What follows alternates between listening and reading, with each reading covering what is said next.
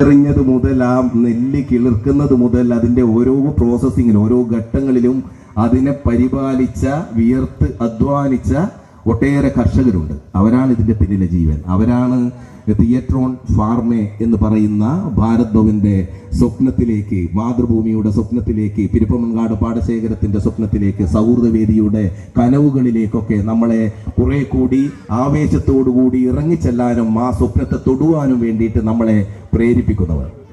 പ്രിയപ്പെട്ടവരെ, നമ്മൾ ഈ മെയ് മാസം ആദ്യത്തെ വാരമാണ് നമ്മൾ 3 ദിവസമായിട്ട് ഈ ഫെസ്റ്റിവൽ ആലോചിക്കുന്നത്. ഇത് ഇപ്പോൾ കൊയ്ത്തൊഴിഞ്ഞ പാടം, ഇനിയിപ്പോൾ വലിയ പ്രകൃതിയുടെ ഒരു വലിയ ക്യാൻവാസിൽ നമ്മൾ പരിസ്ഥിതി നാടകവേദിയുടെ സാധ്യതകൾ ഉപയോഗിച്ചുകൊണ്ടാണ് മലയാളത്തിൽ ഏറ്റവും കൂടുതൽ കരുത്താർന്ന കാർഷിക കഥകളും നോവലും എഴുതിയ മലയാളത്തിന്റെ പ്രിയപ്പെട്ട സാഹിത്യകാരൻ തകഴി ശിവശങ്കരപിള്ളയുടെ കൃഷിക്കാരൻ എന്ന് പറയുന്ന കഥ, അതോടൊപ്പം തന്നെ അതിനോട് ഇഴനെയ്തതുപോലെ ചേർത്ത് വെക്കുന്ന രണ്ടിടങ്ങഴി എന്ന് പറയുന്ന ചെറു നോവൽ, ഇത് ചേർത്ത് വെച്ചിട്ടുള്ള രചിത പാഠത്തിന്റെ അവതരണമാണ് ഇവിടെ നടക്കുക. അത് കേരളത്തിലെ, ഇപ്പോൾ തന്നെ കേരളത്തിലെ വളരെ ശ്രദ്ധേയരായിട്ടുള്ള നാടക അഭിനേതാക്കൾ, ചലച്ചിത്ര രംഗത്തുള്ളവരൊക്കെ ഈ ഗ്രാമത്തിലെ ഓരോരുത്തരും അതിൽ അഭിനയിക്കുന്നതിനൊപ്പം ഏതാണ്ട് 80ഓളം അഭിനേതാക്കൾ നാടകത്തിലുണ്ടാകും. ആ നാടകത്തിൽ അവർ കൂടി അതിലെ കഥാപാത്രങ്ങളായിട്ട് വരും. ഇപ്പം